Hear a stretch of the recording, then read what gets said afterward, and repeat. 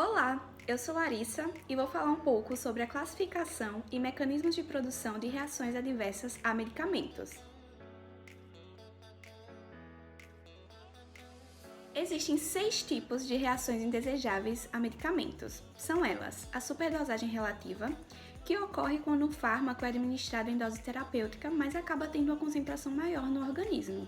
Um exemplo disso é a ocorrência de casos de surdez em pacientes que têm insuficiência renal e são tratados com antibióticos aminoglicosídeos, que são antibióticos antimicrobianos, uma vez que acaba tendo a função renal diminuída e assim pode provocar o aumento do risco de concentração do fármaco no organismo. Temos também os efeitos colaterais, que são aqueles efeitos diferentes do principal de um medicamento. Temos como exemplo a sonolência causada pelos benzodiazepínicos. Temos também os efeitos secundários, que ocorrem como uma consequência de um efeito desejado de um medicamento. Um exemplo disso é o uso da tetraciclina, que é um antimicrobiano, que pode acabar sendo depositado nos dentes, descolorindo o esmalte e afetando o crescimento ósseo se utilizado na pediatria. Já a hipersensibilidade é uma reação mediada pelo sistema imunitário contra um fármaco. Um exemplo disso é a anafilaxia, ou seja, uma reação alérgica. Ela não tem a ver com a dosagem do medicamento e é uma reação súbita e potencialmente fatal. Temos também a tolerância, que pode ser definida como a redução progressiva da intensidade dos efeitos farmacológicos provocada pela administração frequente de um fármaco na mesma dose. Um exemplo disso é a morfina. Quando ela é usada por um longo período de tempo, o seu efeito vai sendo diminuído e é preciso se administrar doses cada vez maiores. A classificação que eu apresentei para vocês acaba não se enquadrando em efeitos de importância clínica e sanitária. Por isso, a classificação de House e Thompson é considerada mais adequada e acaba sendo mais utilizada. Essa classificação se divide apenas em 2 tipos: o tipo A, que são resultado de uma ação farmacológica exagerada de um fármaco utilizado em doses terapêuticas. São consideradas farmacologicamente previsíveis e normalmente dependem da dose. Portanto, pode ser tratada com ajuste da dose, não é preciso suspender o uso do medicamento. Um exemplo disso são a hemorragia com anticoagulantes, a hipoglicemia com o uso de antidiabéticos e a sonolência com o uso de ansiolíticos, entre outros. Já a do tipo B apresenta efeitos farmacológicos completamente inesperados e anormais e não dependem da dose.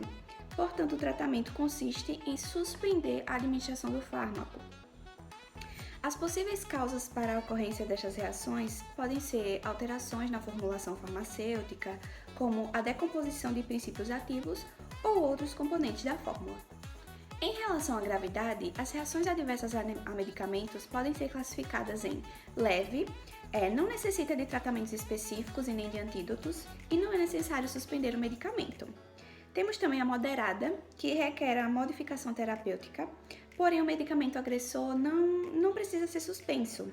Ele só apenas é necessário prolongar o tempo de hospitalização e a utilização de tratamento específico. Já a grave é potencialmente letal e exige interrupção da administração do medicamento e a adoção de um tratamento específico para a reação adversa. É motivo de hospitalização ou prolongamento do tempo da internação. E já a letal contribui direta ou indiretamente para a morte do paciente. Determinados grupos da população são mais suscetíveis ao aparecimento de RAM, ou seja, reação adversa medicamentosa.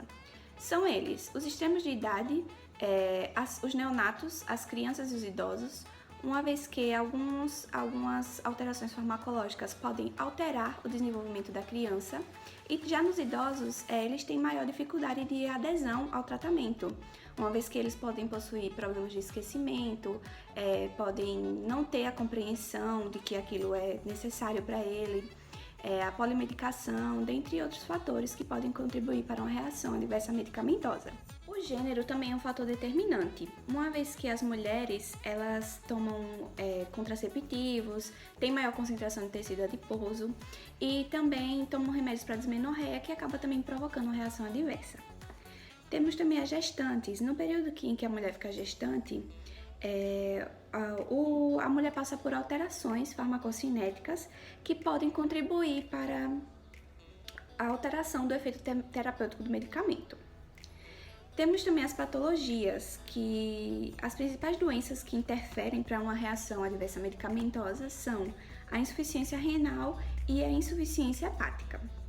Temos também a hipersensibilidade, que ocorre alteração na reatividade causada pela exposição ao alérgeno.